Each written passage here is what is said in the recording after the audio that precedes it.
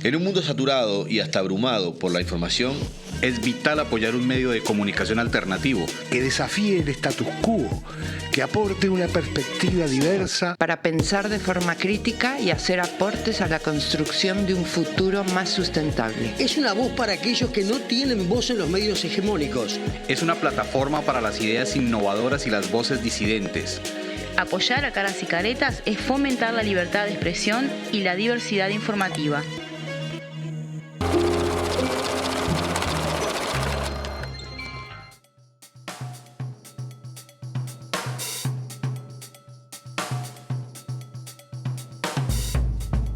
Muy buenas noches, estamos el lunes 11 de marzo, esto es Dato Mata Relato y estamos en otro podcast de economía y hoy con nuestra compañera Julieta Zidane. ¿Volviste al fin? Volví y estoy ya instaladísima acá en Uruguay, estoy como con la cabeza bombardeada de tanta cosa que ha pasado en este tiempo. Yo me voy ahora de vacaciones y te tocó el tema riesgo país para vos solita. Ah, divino, me encanta. No, Vamos a hablar chiste. de la reducción del déficit fiscal y un montón de cosas que yo las tengo muy claras también. Que a vos te gustan. Me encanta, la regla fiscal es mi tema. Vamos a volver a tocar el tema de la regla fiscal porque justamente ahora estamos con ese tema de cuestionamiento a la regla o no cuestionamiento, pero bueno, lo dejamos para más adelante. El viernes pasado tuvimos la marcha del 8 de mayo y tuvimos un programa especial de Dato Mata Relato, quedamos muy contentos, tuvimos un montonazo de visualizaciones, pero nos parecía que nuestro primer especial tenía que ser por el 8 de marzo, ese día tan importante de reivindicación del tema de las mujeres, pero con una de las causas más importantes. Estuvimos con un montón de amigas y compañeras. Sí, así es.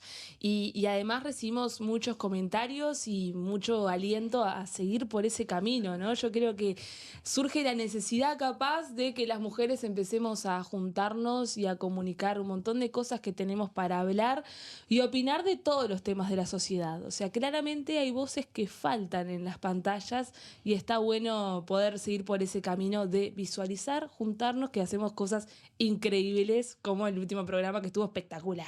Y bueno, tuvo humor, tuvo información, tuvo información, nos encontramos con amigas y entonces ¿sabes qué pasa? Dijimos no podemos cortarla ahí porque tenemos el tema de género, el tema de las mujeres es un tema importantísimo en la economía real y en la medición económica y nos parecía que post marcha teníamos que seguir un poco profundizando en este tema, entonces para hoy nosotros ya habíamos programado seguir y hoy estamos con una gran amiga de todas, con una persona de las más referentes en los temas de género en Uruguay. Bienvenida Liliana Franciscas, una de las mujeres más destacadas en el activismo feminista y que a todas en algún momento nos ha movilizado y nos ha puesto ¿quién no trabajó alguna vez? ¿Quién no se cruzó? ¿Quién no estuvo en la militancia femenina con Liliana? Así que es bienvenida. La tía Liliana. Bueno, no, yo sabes que no familiarizo y justamente una de las cuestiones que tengo es, yo reivindico, claro, yo ya llevo 40 años de militancia de activismo feminista y esto lo único que constata que el tiempo pasa muy rápido. Pero lo que sí reivindico siempre es que siempre fue intergeneracional. Yo empecé con 26 años y ya estaban ahí mujeres de 36, de 46, de 56 y de 66 peleando. Éramos muy pocas. Uh-huh. Y las que nos llamábamos feministas menos aún. ¿No? Claro. Ahí la gran división era entre el movimiento de mujeres que peleaba por la condición de las mujeres y algunas que nos llamábamos feministas, que lo que planteábamos era la revolución transformadora y emancipadora. Y bueno, entonces en ese transcurrir, por suerte me alegro, y sí, las voy encontrando porque por suerte justamente hoy han permeado, ¿no? Hoy el feminismo lo permea a través de especialización, además. Uh-huh. Muchas de ustedes además van y están en distintos ámbitos y desde distintas disciplinas y abordándolo de distintos lugares, y esto es lo que lo hace imparable, porque no es una fuerza aparatosa. Es una fuerza que filtra, es una fuerza que va permeando, es una fuerza que va llevando adelante lo que es necesario llevar, que es repensar un mundo distinto. Nosotros desde este programa, desde un programa de economía, que aparte un poco en la propuesta que nosotros tenemos acá desde la redacción, desde los programas de Caras y Caretas, viste que tenemos como perfiles distintos, durante el año pasado nos abocamos a temas más duros en la economía porque queríamos instalar el tema del análisis económico, entonces fuimos mucho, sobre todo en nuestros primer ciclo de programas, a los temas tradicionales en hablar de la inflación, del déficit, de los salarios, siempre desde la perspectiva de decir, nosotros acá lo que buscamos es el dato mata relato, es llevar los temas y poder analizarlos y sacar un poco esa distorsión que se da mucho en la comunicación y la información económica, que siempre es del titular. Y nos pasó que después de que instalamos un poco ese análisis más tradicional, nos faltaba también ir a la incorporación de la relevancia que tienen otros temas y en particular los temas de género desde el punto de vista económico. Sí. Y la relevancia que tiene el análisis económico para instalar lo que son las reivindicaciones, las causas, y que sin el análisis económico y sin la necesidad de la disponibilidad de recursos y de pensar bien las políticas públicas desde los presupuestos, es imposible avanzar en mejorar la realidad, porque hoy en día la causa de género está instalada. Hay como un consenso en la importancia, si bien no todo el mundo la toma con la seriedad y el enfoque que debería ser, pero en realidad las desigualdades persisten, los problemas persisten y son enormes y cada vez más graves, también porque se muestran. Pero sin inversión no se puede modificar. Bueno, yo creo que estamos primero hoy en un estado de situación que justamente interpela a todos los ámbitos. Primero porque ya es indiscutible esta dimensión de la injusticia y la desigualdad. Uh-huh. Segundo, porque esta dimensión de la injusticia y la desigualdad hoy, a cada estado y a cada país, es un indicador de desarrollo. O sea, hemos logrado que la injusticia y la desigualdad de género y el impacto particular sobre las mujeres es un indicador que mide derechos humanos, avance de las mujeres, pero también mide desarrollo, mide medio ambiente. O sea, hoy es una dimensión que debe ser medible y que es medible y es un indicador que tiene que ver con justamente cómo vos ubicás a los países y a los estados. Esto interpela. Y en el sistema de datos en este país, esta es una de las grandes desafíos, cómo incorporar esta dimensión de la desigualdad en cualquier indicador que quieras medir, en cualquier ámbito que quieras medir. Y para la economía esto, no solo hay que identificar presupuestos, como vos decís, porque justamente el presupuesto es un indicador de voluntad política para abordar esto en su justo término, sino que además hoy ya hay que medir cuál es el impacto económico de cada una de las dimensiones, ¿no? Que en trabajo, en vivienda, en salud, en educación, en derechos sexuales y reproductivos, que es mi campo. Nosotros hoy estamos tratando de medir qué impacto tiene para el sistema de salud el haber legislado para un proyecto de ley que tiene una cantidad de recursos asignados, humanos y de condiciones, porque el legislador quería tener la garantía que la decisión que toma la mujer para abortar esté informada, controlada y no sé qué, que es un gasto enorme, que no está en función de los requerimientos de la mujer, sino está en función de lo que el legislador supuso para su conciencia. Entonces hoy ya lo hemos medido en términos de implementación, en términos de déficit de recursos humanos, hasta para cumplir con esa exigencia, pero hoy queremos medir cuál es el impacto económico de esa decisión. Claro. ¿Por qué? Porque después cuando vos tenés presupuestos reducidos y nunca lográs ubicar cuál es la cantidad del presupuesto que se designa a esta dimensión de la salud, como es la salud y los derechos sexuales y reproductivos, y después me decís que no hay recursos para insumos, bueno, yo te tengo que decir que hay que modificar la ley porque tu legislador te metió en un baile que te hace gastar una cantidad de plata al santo botón y no está en función de los requerimientos que necesitan las personas, no la conciencia del legislador. Claro. Lo mismo, bueno, ustedes saben lo que tiene que ver con trabajo no remunerado, cuando es del planto del PBI. Se discutió ahora todo lo que tiene que ver con la reforma de la seguridad social.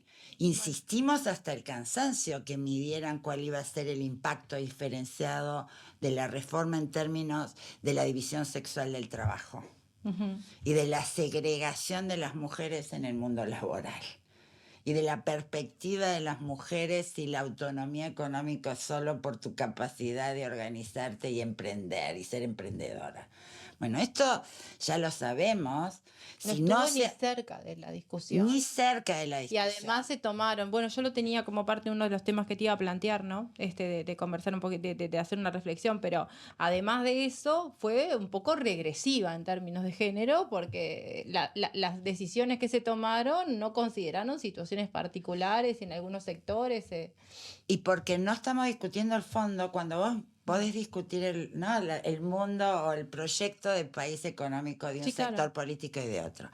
Pero en cualquiera tiene que medirlo sabiendo el impacto que tiene que abordar y cómo lo va a superar, cuánto del PBI es el trabajo no remunerado, que debería ser considerado a la hora de una reforma jubilatoria para que por lo menos al final de la vida alguien subsane la brecha Claro. de los 2/3 de tu tiempo libre dedicado al cuidado de otros. Esto en términos de impacto, de garantías de tu vejez en condiciones dignas y de que alguien tenga en cuenta en el sistema cómo se subsana el haber destinado tanto tiempo del trabajo no remunerado de las mujeres al cuidado de otros, bueno, es parte de la discusión que es reparatoria esta, ¿no? Ya ni siquiera discutís, en algún momento vas a reparar esto o simplemente le vamos a dar las gracias por los servicios prestados y vamos a seguir diciendo, bueno, muchachas, ahora equipárense al mundo masculino, porque eso es lo que están diciendo, mientras no resolvemos el cómo se administra el trabajo productivo y el trabajo reproductivo de la forma tan desigual como está distribuido. Entonces, sí, claro que es una dimensión en demografía. No, claro, todos los demógrafos se han enojado mucho cuando nosotros decimos política de población cruzada con derechos sexuales y reproductivos, no con natalidad, fecundidad y migración. Esos son indicadores de la demografía. Si aumenta o baja la población en un país y si es más activa o es más pasiva, bueno, también va a haber que considerar la función de las decisiones que cada persona y cada núcleo familiar haga y de las políticas que una sociedad va a tener que llevar adelante para cuidar como tesoros a cada niño o niña que nazca. Pero entonces cambia el eje. ¿Se entiende lo que digo? Sí, totalmente. Cambia el eje de la discusión y no es como después reparamos un poquito, como después le ponemos un parchecito. Hoy en el siglo XXI la división sexual Es mucho más desafiante desde el punto de vista de las políticas, pero también mucho más efectivo, ¿no? Porque vos vas a cambiar estructura, que es lo que tenés. Si no, después estás poniendo paños fríos que nunca alcanzan, ¿no? Porque ahora cuando vos te incrementas la pobreza infantil, todos sabemos que el incremento de la pobreza infantil va asociado a la feminización de la pobreza. ¿Por qué? Porque además en ese sector las mujeres suelen ser las que están a cargo de toda la prole, los padres de la prole muchas veces o están presos o no están, o en el mejor de los casos han tenido que emigrar a algún lugar del país donde se pueda trabajar y dejan sola a las mujeres con todos sus hijos, porque no tienen realmente otros proyectos de vida como para pensarse distinto y porque además están en las comunidades donde más impacta este modelo tradicional inquebrantable de mujer madre y mujer cuidadora. Ahora, cuando baja la fecundidad en este país, la gran noticia es que esta fecundidad baja en el tercio de mujeres más pobres. Aquellas mujeres que tenían más hijos de los que deseaban tener. ¿Y por qué? Porque accedieron primero a esto que nadie decía, y es que la maternidad tiene que ser una opción, es una decisión, no es un mandato, no es una obligación, y tampoco sos la única responsable de hacerte cargo, más allá que después en los hechos esto así suceda. ¿Esto es bueno o es malo? Para mí es fantástico. Esto iguala a las mujeres pobres a las condiciones de vida que tenemos desde hace muchas décadas, mujeres de clase media y mujeres educadas. Estamos acercando a las menos educadas y en niveles socioeconómicos más bajos a tener acceso a recursos para que la prole de 5 y 6 hijos no sea una condena. Si quieren tener 5 o 6 hijos está muy bien, pero tiene que ser producto de su decisión. Claro. No puede ser producto de la desgracia, de la imposición de la violencia o que ese es el único mandato o rol que se te asigna como mujer en ese sector. Bueno, ¿esto tiene impacto económico? Sí, claro. Y ahora todo el mundo dice, ay, se nos desbalanceó la población activa de la pasiva, pongamos a parir mujeres. Miren, lamento tener que decirle. Primero que eso ya pasó en el mundo.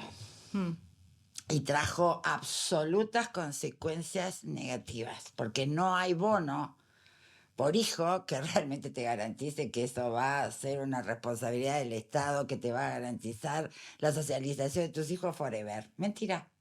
Total. Cambia gobierno, se saca el bono. Primero, los bonos no son sustantivos. Los bonos son... Segundo, no vuelven mantienen a nadie. vuelven a condenar a la reproducción de la pobreza, porque quienes van a aceptar esos bonos son las mujeres más pobres, y si no lo aceptan ellas, la van a aceptar su familia y la van a obligar a que eso sea la manera de esos ingresos. Eso también pasa. Y no vas a proyectar esta otra cuestión, y es justamente romper las desigualdades que hay en la población de mujeres y al interno, a su vez, de todas estas otras dimensiones de la desigualdad, por edad, por etnia, por clase, por nivel educativo, por discapacidad, por migración. O sea, hoy hay que entender que no es que las mujeres somos como un grupo homogéneo y al cual entonces trabajás discriminación y mujeres discriminadas.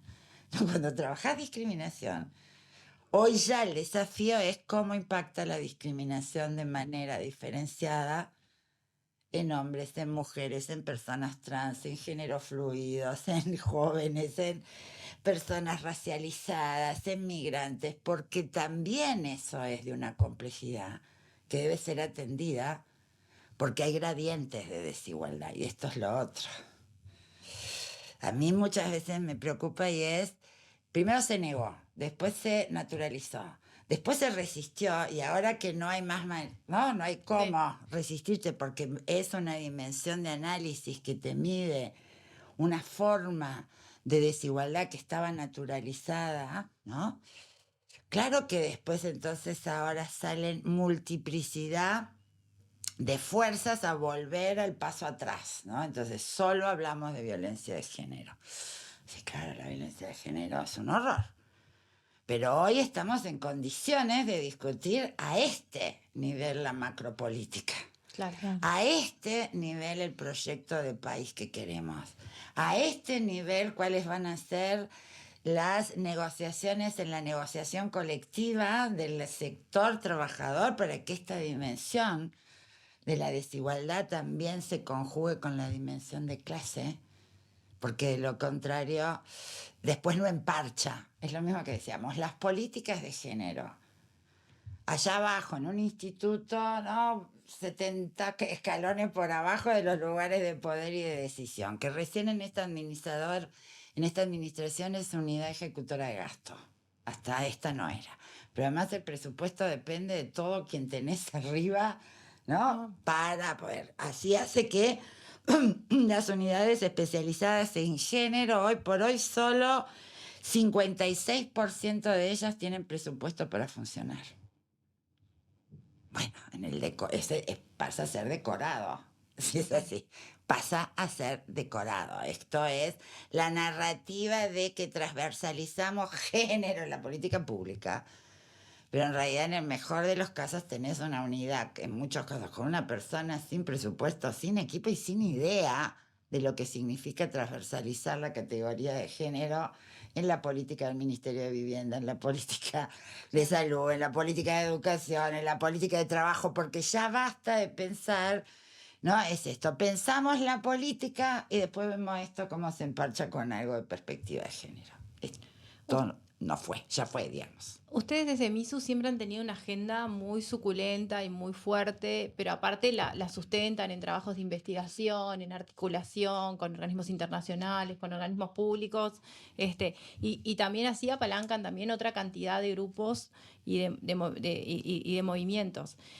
De las cosas más interesantes, yo tuve una sensación particularmente buena en la marcha el otro día y en todo lo que fue el armado, el previo y el post 8M, que me pareció que fue un clima diferente. Fue un clima, es como que la marcha llegó a un nivel de madurez muy interesante desde el punto de vista del planteo, hasta cuando ya no se discute más que exista una sola reivindicación como tema del 8M, sino que bueno, están la multiplicidad de temas planteados.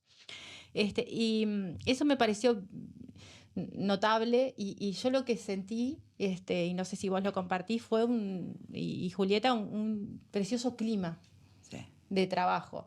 Y ahora que lo conversábamos el otro día y que tú lo planteabas, me parece como, bueno, un salto importante en esto que ustedes están viendo, decir, bueno, estamos en el abordaje de medirlo todo, además de nuestra agenda de trabajo, de investigaciones, del tema, del momento para trabajar, estamos en esa cuestión del enfoque de medirlo todo y de la relevancia que tiene, porque me parece que también ese va a ser el diferencial en poder convencer a diferentes ámbitos de la relevancia que tiene desde el punto de vista no solo de la reivindicación feminista, sino que también hay una cantidad de problemáticas sociales que terminan teniendo como causa única los temas de género y la desigualdad de la mujer.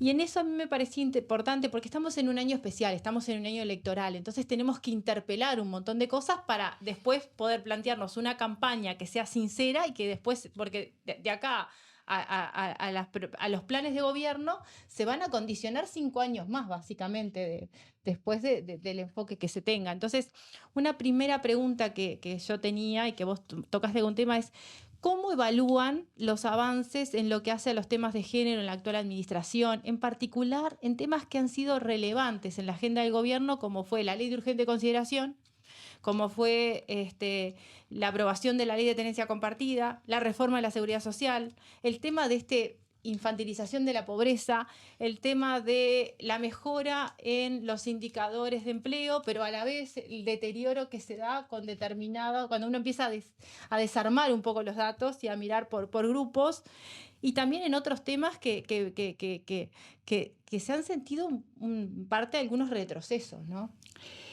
Sí, primero hay que saber que esta es una agenda de corto, mediano y largo plazo. Eso es una de las cuestiones que hay que acostumbrarse a saber. Muy estructurales, ¿no? Porque vos estás hablando de cómo pensar una sociedad con otros parámetros. Yo hoy, por ejemplo, estoy muy enloquecida porque realmente quiero pensar una sociedad no binaria. Uh-huh. Porque aún, ¿no? Sigue siendo como... Yo creo que hoy justamente nos interpela a todo el mundo que hoy la diversidad trasciende la manera en que nos hemos organizado en términos dicotómicos, mujer, varón, y entre medio no pasa más nada, ¿no? O sea, yo sé de las que me parece que la mayor riqueza justamente que hemos tenido en estos últimos años es entender la diversidad en cada dimensión de la desigualdad. A su vez, ¿no? O sea, la diversidad de desigualdades, pero a su vez la diversidad en cada dimensión de la desigualdad. Yo pasé ya desde insistir en el Sistema Nacional Integrado de Salud, que la salud sexual y reproductiva es una dimensión de la integralidad de la salud que hay que atender, y que además en un sistema de salud esta dimensión es la que realmente más impacto tiene, porque se basa en promoción y prevención. Ya cuando llegas a curar está tarde, está la consecuencia, ¿no?, complicada, ¿no? O es un embarazo adolescente, o es una mortalidad de mujeres por embarazo, parto por periodo de aborto, o es una infección de VIH, o es una situación maltratada. O sea, los impactos que tiene no atender son estragos, y la manera de abordar son las concepciones más modernas de salud, que es promover una vida saludable, ¿no? Prevenir una vida gozosa y en buenas condiciones, porque la medicalización de la salud primero es muy cara, se vuelve un privilegio, claro, y realmente en todo caso cura enfermedades, pero no mejora la calidad de vida y empieza a no entenderse como un derecho. Claro. ¿No? Sino como un privilegio, una capacidad, o un bien de consumo, o algo que se pueda pagar para tener. Entonces, hoy por hoy, cuando en su momento empieza a discutirse el sistema de salud, la reforma del sistema de salud, yo me acuerdo que éramos de las insistentes, porque una sabe que esto es a fuerza de perseverancia, ¿no? Esto esta dimensión de la agenda no la ha querido nunca escuchar nadie. No.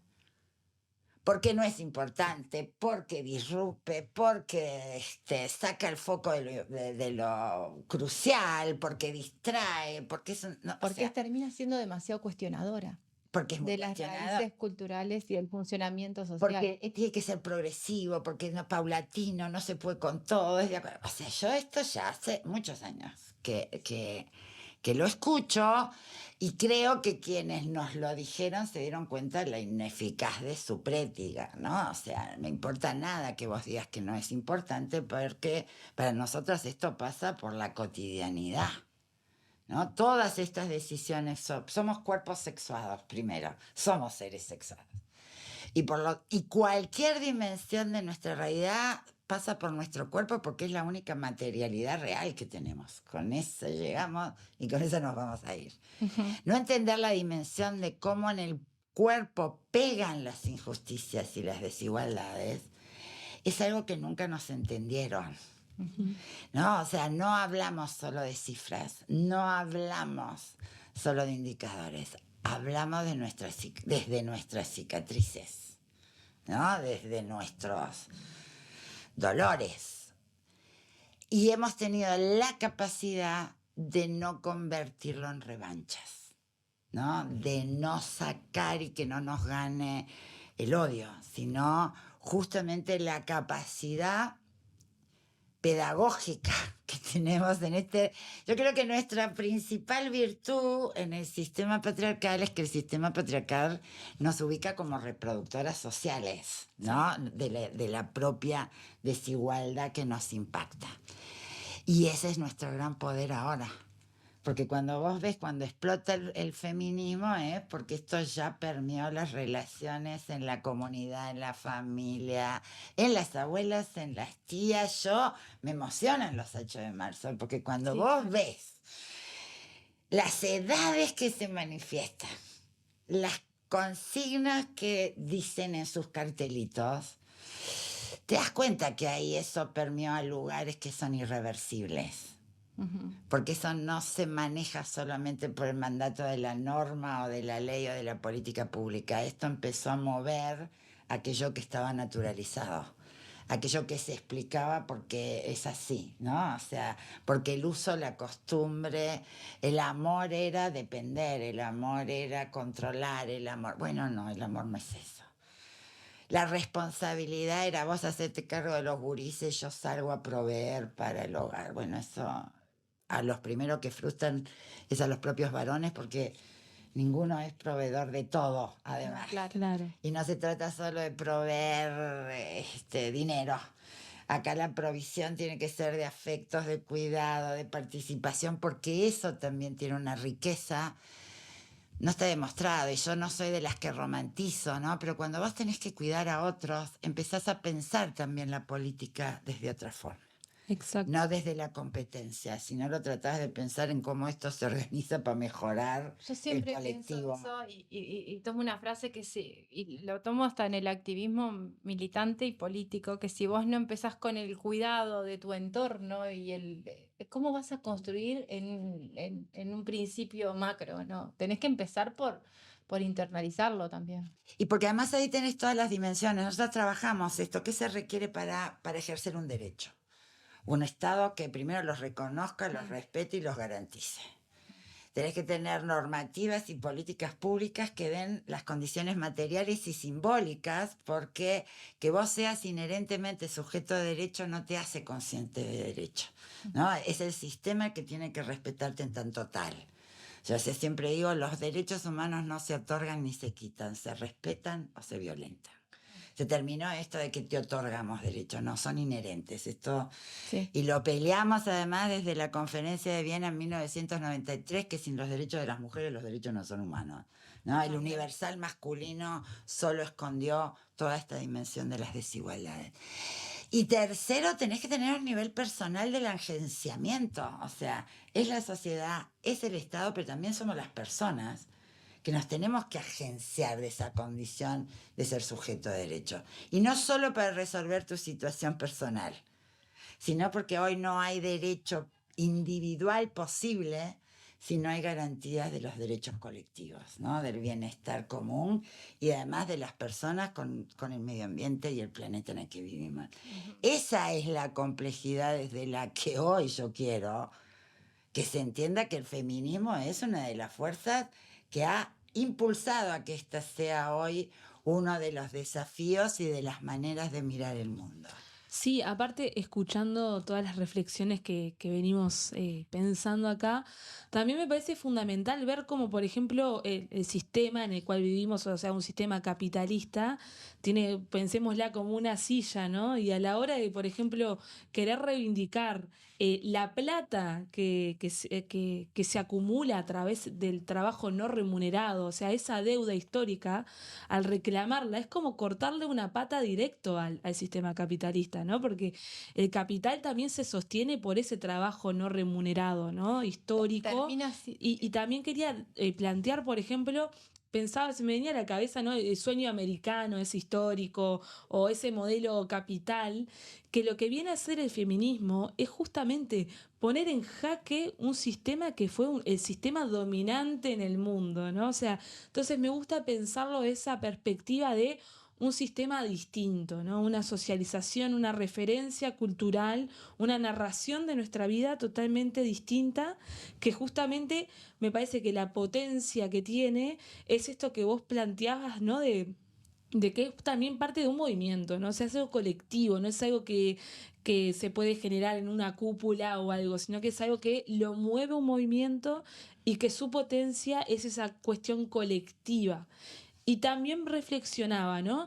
Hablamos de trabajo no remunerado en un país donde hace menos de 20 años se reguló el trabajo doméstico, ¿no? O sea, que antes era la mujer que ayudaba en la casa, como también esos procesos sociales que hoy estemos hablando de la reivindicación del trabajo no remunerado, viéndolo de atrás para adelante, ¿no?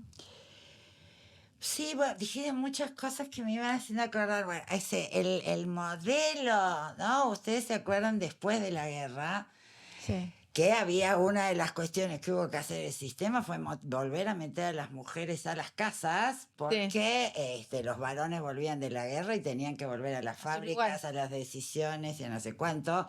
Y si ustedes se acuerdan, en los 50 la romantización de la ama de casa ya no era la señora pobre que no iba atrás del marido a 3 pasos, sino que era la rutilante que estaba con el pelo maravilloso, porque además tenía una cantidad de electrodomésticos que la ayudaban a ser una mejor madre y una buena esposa. Ese tipo de modelo a mi mamá le llegó, ¿entendés? En esa época. Y el mandato era que aunque trabajaras o estudiaras y no sé qué, cuando te casaras, tu principal rol y función era ser esposa y madre. Y hablaba muy mal si además vos salías a trabajar, porque entonces hablaba muy mal de tu marido, que no era el proveedor. Esta fue una de las maneras de segregar y de reubicar a las mujeres en esta cosa de los trabajos reproductivos, los trabajos no remunerados, que cualquier sistema sabe. Yo ya a esta altura del partido no creo en las ignorancias.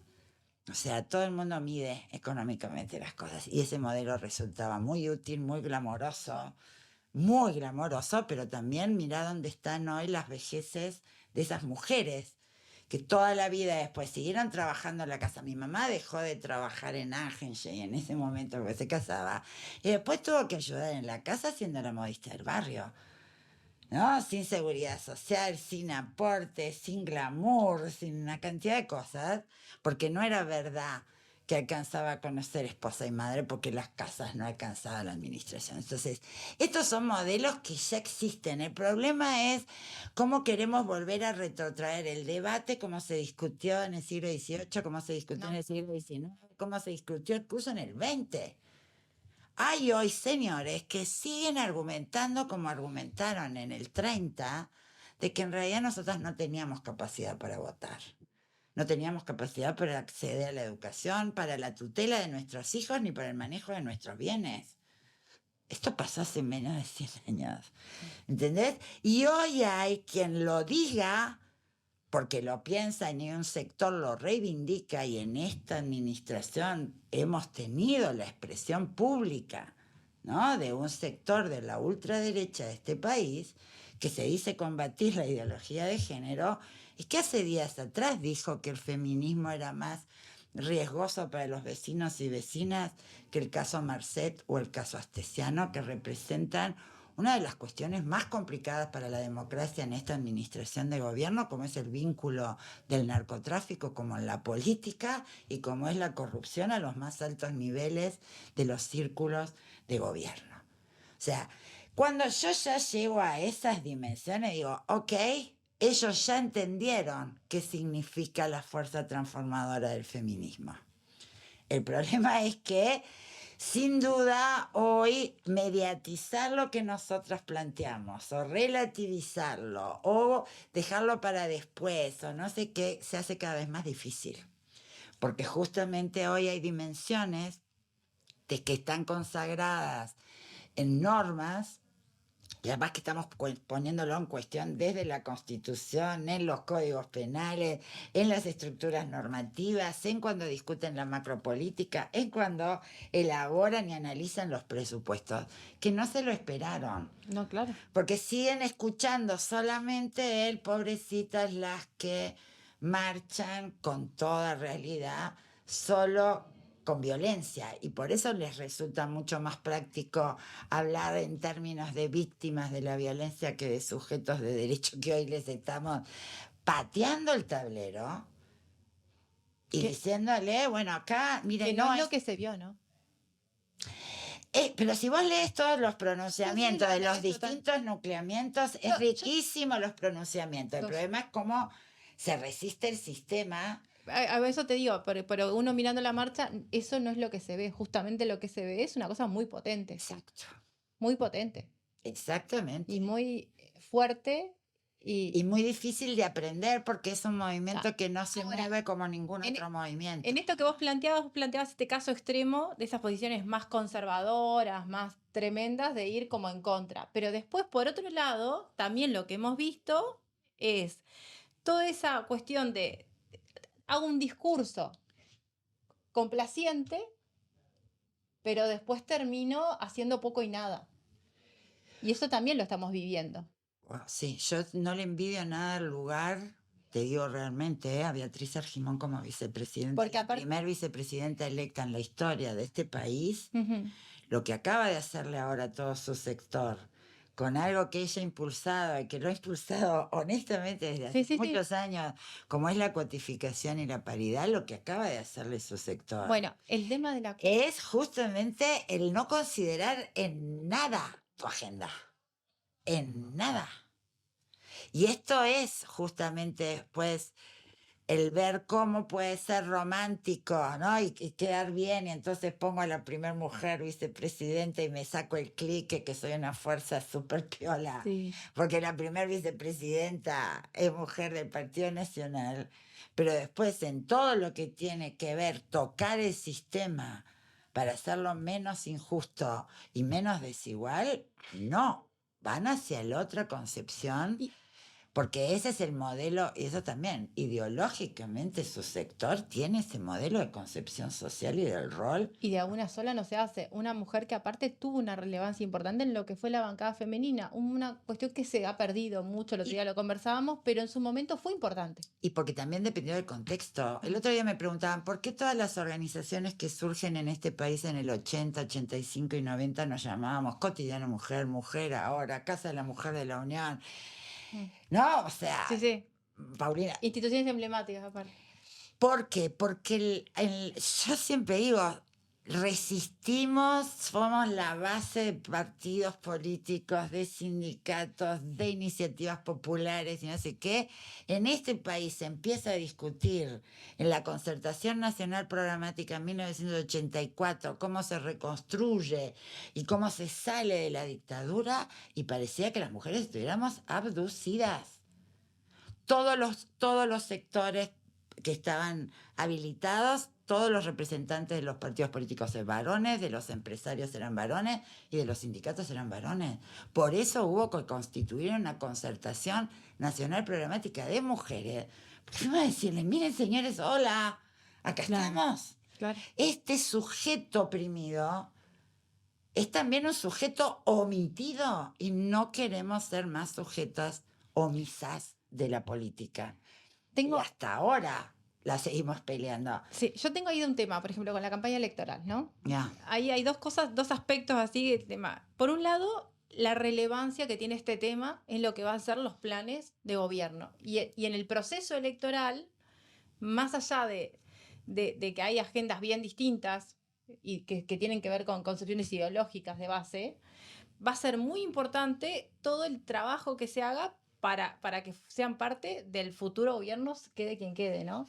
Pero por otro lado, y el otro día miraba un poco la prensa y algunos artículos de algunos medios más tradicionales y decía, bueno, ¿qué peso tiene a veces como el tema de género y la causa de la mujer como marketing de campaña? Bueno, y va a ser, ¿no? En la medida que Porque ahora... con decir nomás que voy a poner una mujer en tal lado, o que soy mujer, o que me interesa el tema de las mujeres, después de al dicho al hecho hay un... Y porque además volvemos a confundir terrenos, ¿no? Y niveles. Sí, totalmente. La subrepresentación de mujeres en cargo de decisión es un déficit democrático. Si sos el 52% del electorado, si sos más del 50% de la población, si hace más de 100 años que ganaste el derecho al voto, sí, ¿no? Y si además sos el 60% de la matrícula universitaria y del egreso universitario, si además está demostrado tu interés político porque participás en todos los espacios de expresión política de este país, bueno, hay que empezar a darse cuenta que el que no haya mujeres en representación de o en porcentaje acorde tiene que ver con que el sistema segrega y ha segregado históricamente en la autorreferenciación de que los varones son los sujetos políticos en la sociedad. Bueno, esto cambió. Ahora, si alguien cree que esta reivindicación necesariamente significa que la agenda feminista va a ir con cada una de las mujeres que vayan en los cargos, lamento tener que decirles que no es así. Y hay pruebas a la vista, ¿no? Hay mujeres hoy en el Senado y con altos cargos que realmente no están de acuerdo con la agenda feminista, que la rechazan, que ellas concepcionan de distinta manera sobre esto y que además interpela los lugares donde están. Por eso también hay un momento en cuando vos estás en un partido que dice combatir la ideología de género donde vas a tener que confrontarte, porque eso es negacionista de la desigualdad de género. Decir eso hoy, que combaten la ideología de género, es negar la desigualdad que hay por esta causa. Claro. Entonces, vos vas a tener que confrontar. Las mujeres de la izquierda no la tuvieron fácil porque en un momento la izquierda, particularmente a partir de los 70, empieza a sostener que la única contradicción es la de clase. Y caída la contradicción de clase subsanarán todas las demás. Bueno, lamento decir que complejamente las razones que obedecen a una y a otra están intersectadas y hoy no tener conciencia de género cuando vos peleás en la lucha de clase te deja una situación de la desigualdad que impacta de manera diferenciada y por eso los movimientos sindicales han tenido que incorporarlo. Porque la realidad de la división sexual del trabajo y la segregación de mujeres en el mercado laboral es un hecho además de la desigualdad y las brechas salariales por el mismo trabajo. Ya está todo medido, ¿o no? Claro.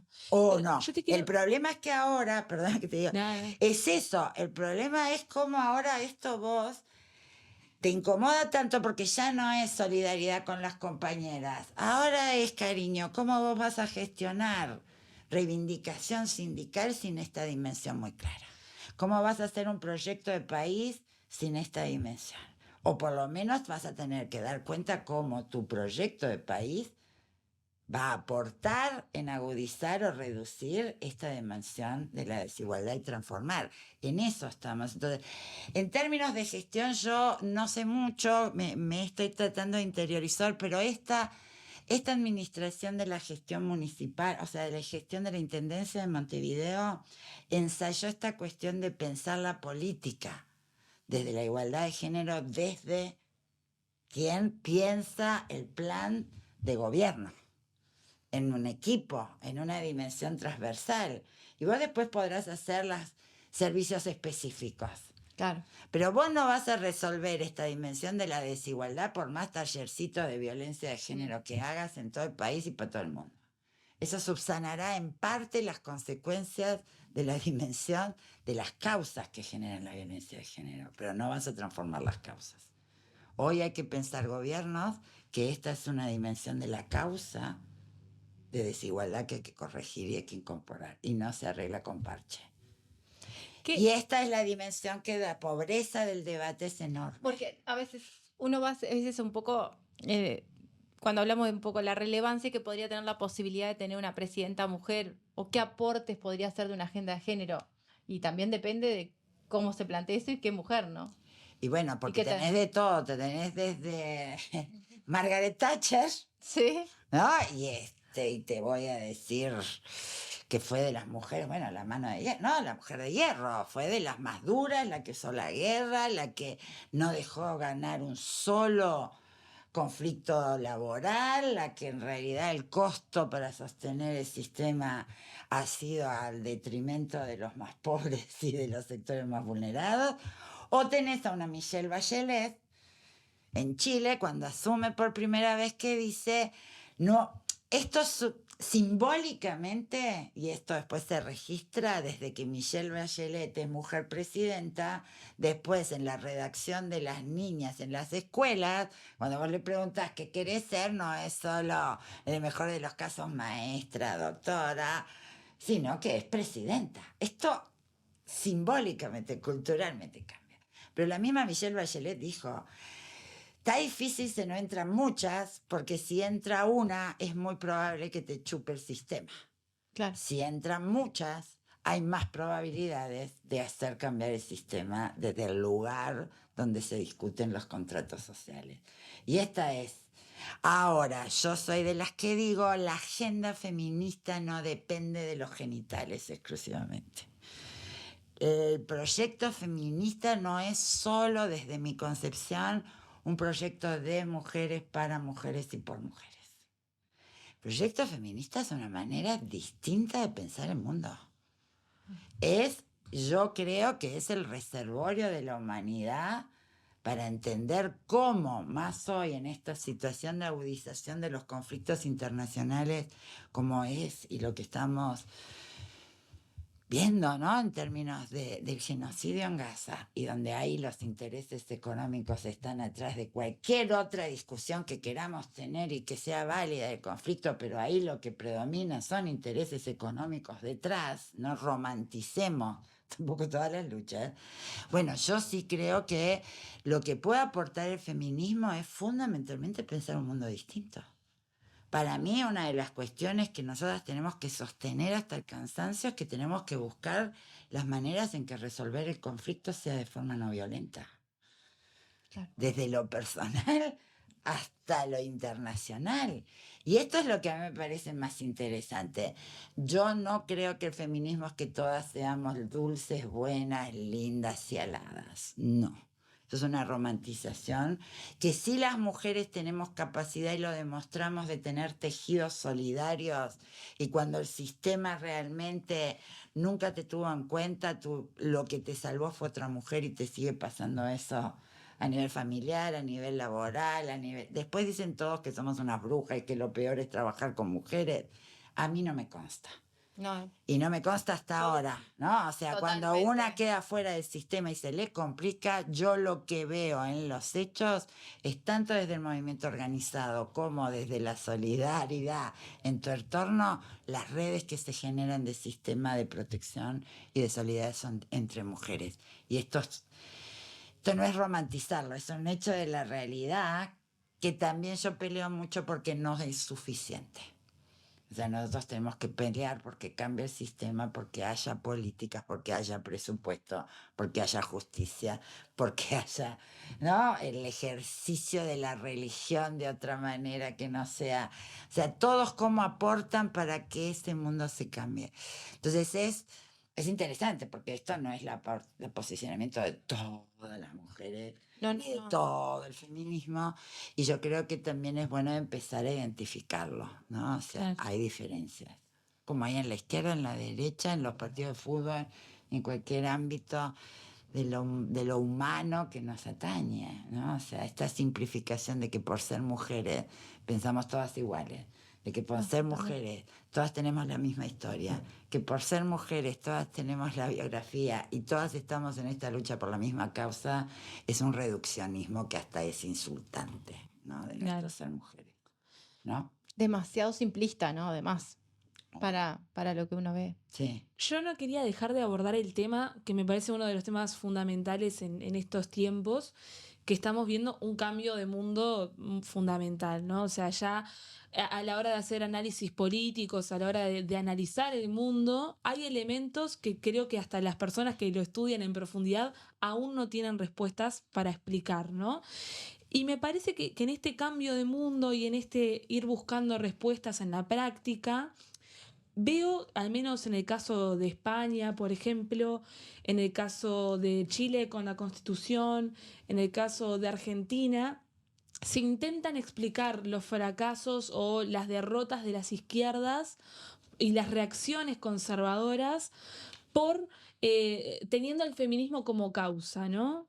O la agenda de derechos como causante de la reacción de la ultraderecha en varios lugares, ¿no? Recuerdo que en España se justificaba a Vox porque a Podemos se le había ido la mano con las políticas de mujeres, o que en Chile la constitución propuesta por la constituyente incluía muchos aspectos de las comunidades originarias y en la cuestión de derechos, y que eso había hecho que la gente haya tenido una reacción y que haya votado en contra, o que en Argentina las políticas progresistas o las agendas de derecho había dejado de lado las políticas económicas y que eso había levantado el discurso conservador de la derecha, y así con muchas cosas que lo podemos ver incluso en nuestro microámbito, donde eso un poco está en el discurso, ¿no? Por la causa de los derechos se deja de lado lo otro. ¿Cómo contestamos a eso? Es parte de las falsedades también que se dan en decir, es para ir contra algo que te está cuestionando justamente. O sea, es parte de las falsedades esas que estamos ya creo que acostumbrados a vivir, porque... Hay representantes y expresiones, o sea, no voy a dar nombres porque no quiero entrar en la personificación, pero hay importantes marcadores de opinión de izquierda y militantes de izquierda en este país que se sentaron con Manini y con los comandantes del ejército en una cuestión que era la ideología de género, es una invasión a la soberanía de los pueblos. Tendrán que ellos darse, ¿no?, cuenta y dar cuenta sobre sus propias ideologías, hasta qué nivel llegó su misoginia, hasta qué nivel llega. Yo siempre digo, así como en Brasil hubo una campaña contra el racismo que se llamaba ¿Dónde guarda usted su racismo? ¿No? Porque todos no somos racistas, pero después el racismo no es abstracto, ¿no? Bueno, en esto pasa lo mismo. ¿Dónde guarda usted su misoginia?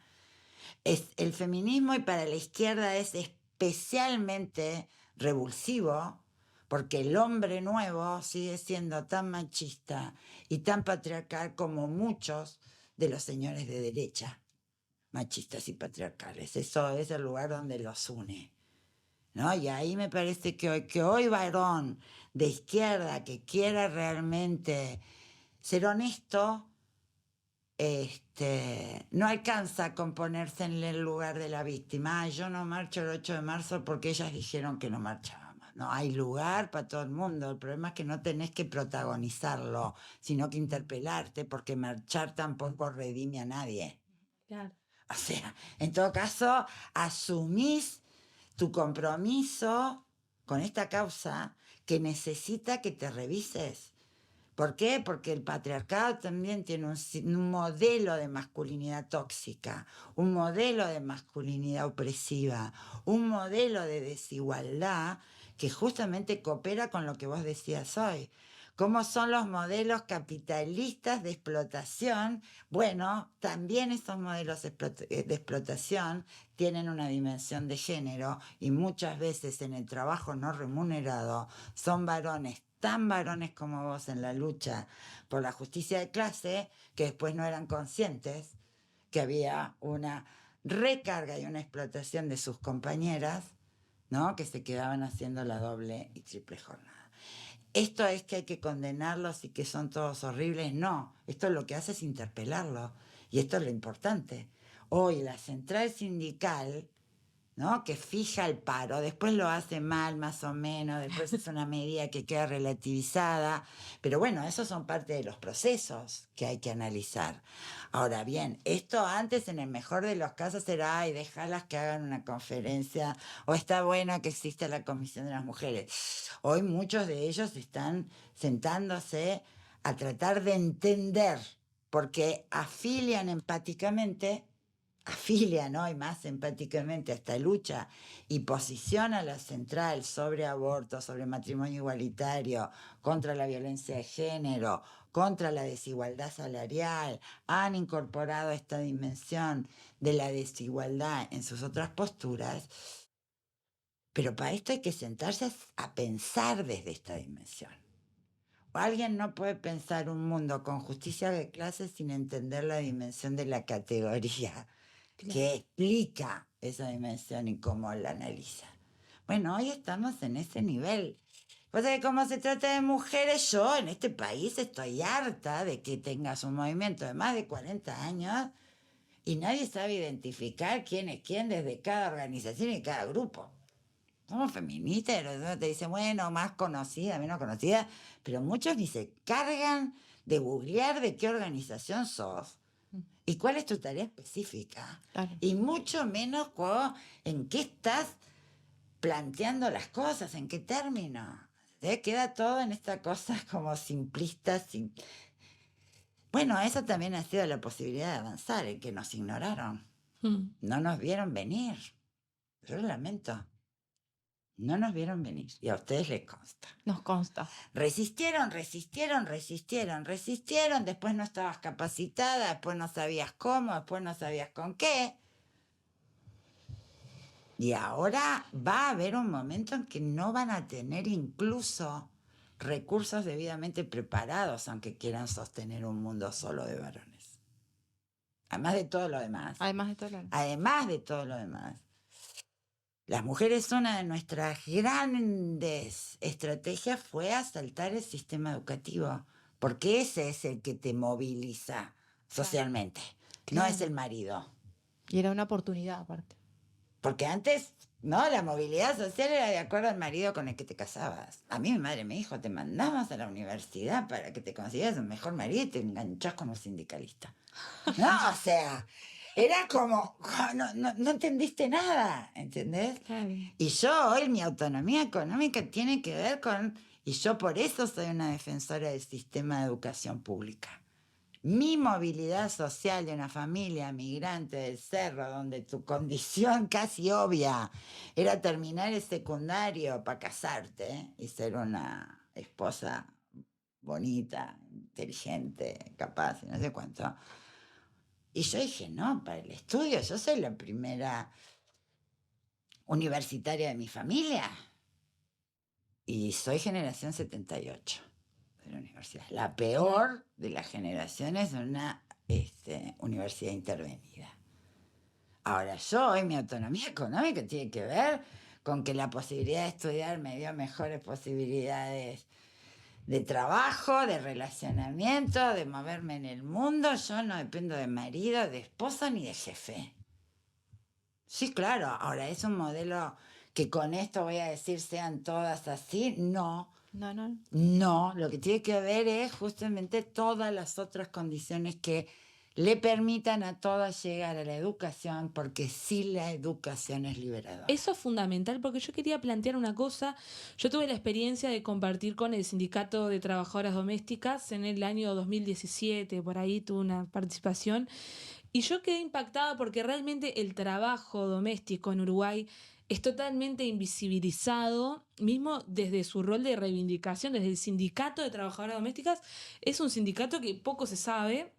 Y me asombraba que en su momento INEFOP tenía unos planes de formación para trabajadoras domésticas que incluían la culminación de primaria, Y bueno, y hay algunas cosas específicas con cuestiones de limpieza, pero la cantidad de mujeres trabajadoras domésticas que no han terminado ni siquiera primaria, la cantidad que son analfabetas que no saben leer ni escribir, la cantidad de mujeres que son muchísimas. Y a la hora de hablar de trabajo precarizado en Uruguay, hablamos de los deliveries, de los tercerizados, pero nunca está el trabajo doméstico, que son al menos 100.000 trabajadoras uruguayas, que es su trabajo y es totalmente precarizado. Los que también están aflorando y que están muy vinculados, como son servicios en general, desde los cuidados hasta la seguridad, es tremendo. Y bueno, y eso fue un impacto de pandemia que gritamos y gritamos en medio de pandemia, porque no se medía esto, ¿no? Muchas de las salidas era esto, cómo vos haces la salida diaria de ir a limpiar, pero además ¿no? Que haces tortas fritas en la esquina, o que tartas para vender, o ¿no? Lo que cosés o lo que armás. O sea, esa forma de trabajo de sostenibilidad, ¿no? De que vos te tenés que encargar de la prole y de hacerte cargo y arremangás y salís. No hubo políticas específicas que atendieran esto. En esta administración que hoy empezamos a ver, es impresionante la criminalización de mujeres y el incremento de mujeres en prisión y además en condiciones terribles, y muchas de ellas o sus hijos van con ellos a las cárceles o sus hijos vayan a ver quién se hace cargo de ellos porque quedan en la nada. Y esto tiene que ver con medidas, por ejemplo, de combatir el microtráfico. Mire lo que resultó. ¿Qué es lo que resultó? Esta dimensión que supongo que nadie la habrá querido hacer desprofeso. No, por supuesto. Pero el no tener esta dimensión hace que la consecuencia la pagan mujeres pobres en condiciones de extrema vulneración de sus derechos y de su prole. Y acá nadie se hace cargo. Ay, que lo vamos a modificar después, sí, pero en el entretanto... El costo es tremendo, pero eso también responde a un no mirar esa dimensión, a una ignorancia del punto de vista de los impactos de la política pública y una responsabilidad total más allá de las cuestiones ideológicas que pueden haber detrás. Claro. En tenencia compartida hay una discusión ideológica. Sí, total. Hay una concepción de dos modelos de sociedad y es que el padre tiene el derecho. No importa si le pega, si lo maltrata, pero el derecho sobre sus hijos es incuestionable. Es un tema hasta de concepto de propiedad. Es un concepto de propiedad, es un concepto de modelo de sociedad que lamento decir que fue en el que nos socializamos por lo menos gran parte de los que son de mi generación para arriba. Ese era el modelo, el patriarca, el abuelo, el padre, y más si son de plata y si tienen herencia, lamento tener que decirle que es peor.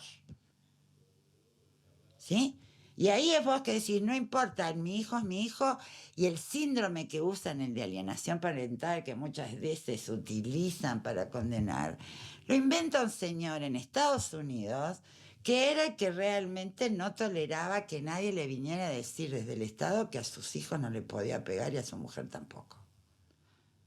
Cuando se introduce que la violencia intrafamiliar y doméstica es un delito, el señor saca a relucir que las mujeres somos tan perversas que ahora, como no estás bajo el dominio de tu marido, vas a influenciar en tus hijos para que tus hijos no lo quieran. Claro. Es eso lo que está en la base, y después vos ves quiénes son los que los impulsan, y gran parte son de estos señores que reivindican eso, ese modelo de sociedad.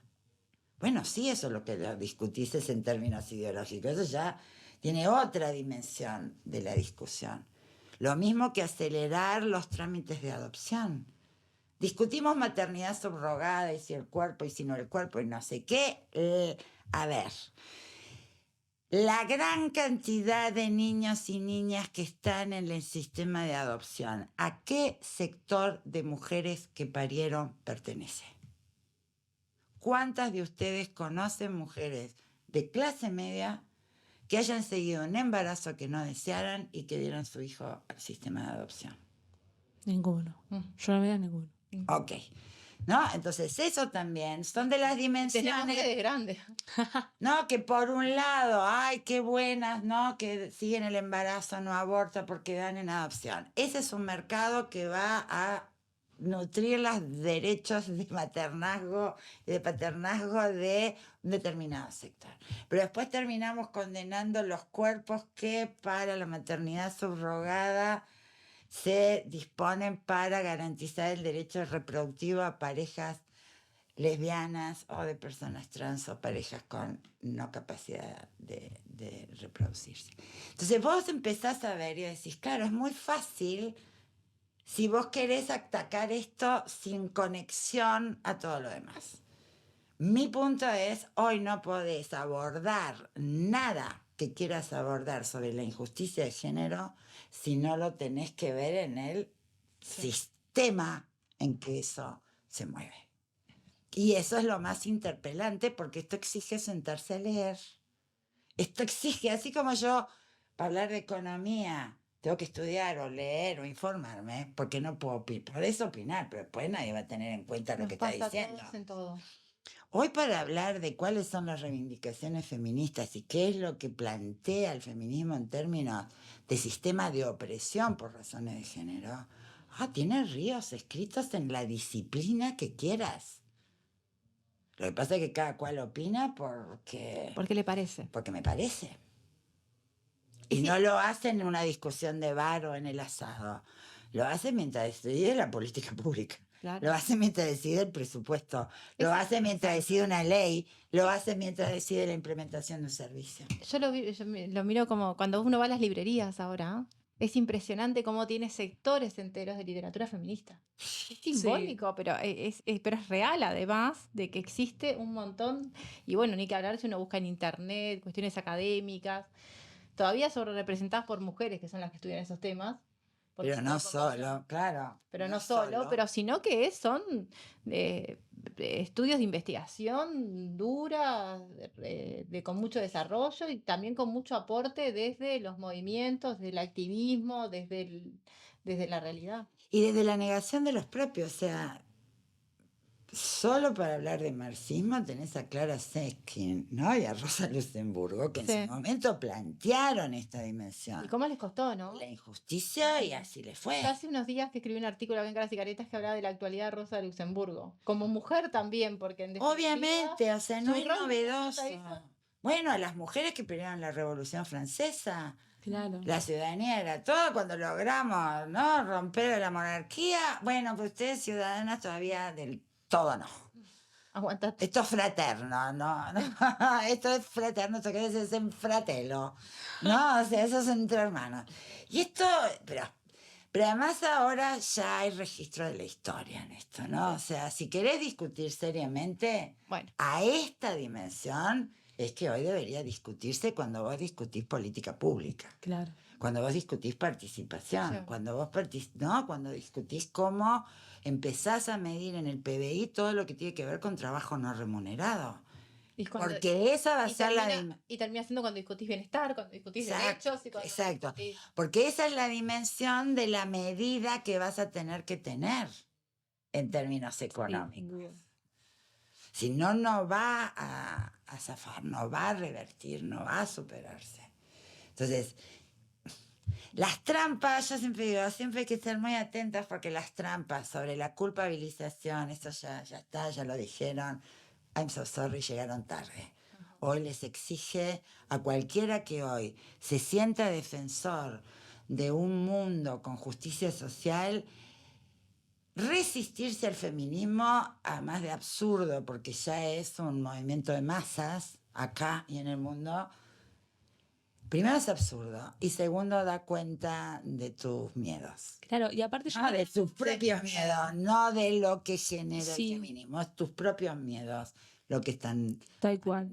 Porque yo no sé si hoy en día hay una lucha que pueda generar una huelga internacional coordinada, efectiva, con movilizaciones masivas en todas las ciudades del mundo, ¿no? Pero no es la huelga, no es la movilización. Pero esa es la expresión. Esa es la manifestación. Esa es la manifestación que lo hace masivo y que lo hace justamente dar cuenta que además ya son los pueblos indígenas los que manifiestan, Sí, ¿no? Ya son los pueblos afrodescendientes, ya son las migrantes en todos lados, ya son las jóvenes en todos los ámbitos. O sea, vos lo que ves ahí no son un grupo de loquitas. No, claro. Porque para loquitas somos muchas. Y además no solo somos mujeres. Para Eso es lo- terminar, porque estamos súper en hora, pero ¿no fue muy significativo el poco peso en la agenda del gobierno que tuvo el 8M?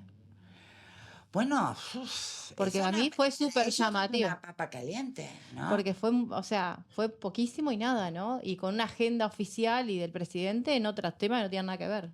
Lo que pasa es que acá, como distribuyen su mandato con no feudos, cada sector de la coalición tuvo sus reparticiones en el Estado, ¿no? Sus instituciones del Estado a cargo. El Partido Independiente quedó en las que tienen menos respaldo de coalición, lamento tener que decirlo. Derechos laborales, el Ministerio de Trabajo, todas las negociaciones colectivas posicionó a favor de los empresarios en la mayoría de los casos y no de los trabajadores. O sea, jugó un juego complicado. En el caso del Instituto Nacional de las Mujeres, toda la recomendación que hizo su directora con tenencia compartida, por ejemplo, no fue tenida en cuenta por su coalición en el Parlamento. Sí. Entonces, está difícil, ¿no? Porque te ponen ahí, vos querés hacer el lindo relato, a lo mejor de las intenciones, pero no tenés respaldo político. Las salidas de la directora del Instituto de las Mujeres respecto al 8 fueron bastante cuestionables.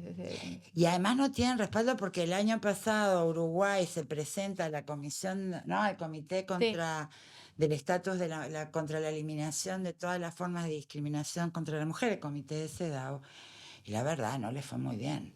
No, más allá de que ellos tienen un relato exitoso, las observaciones son contundentes y adversas, no precisamente felicitaciones. Nos ha ido muy mal en muchas cuestiones internacionales, hemos ido para atrás en muchos derechos. Sí. Nosotros el año pasado hicimos un programa con Julieta en el cual repasamos los ODS. Dijimos, más allá de los indicadores, Uruguay siempre queda muy positivo, es cierto que fuimos para atrás.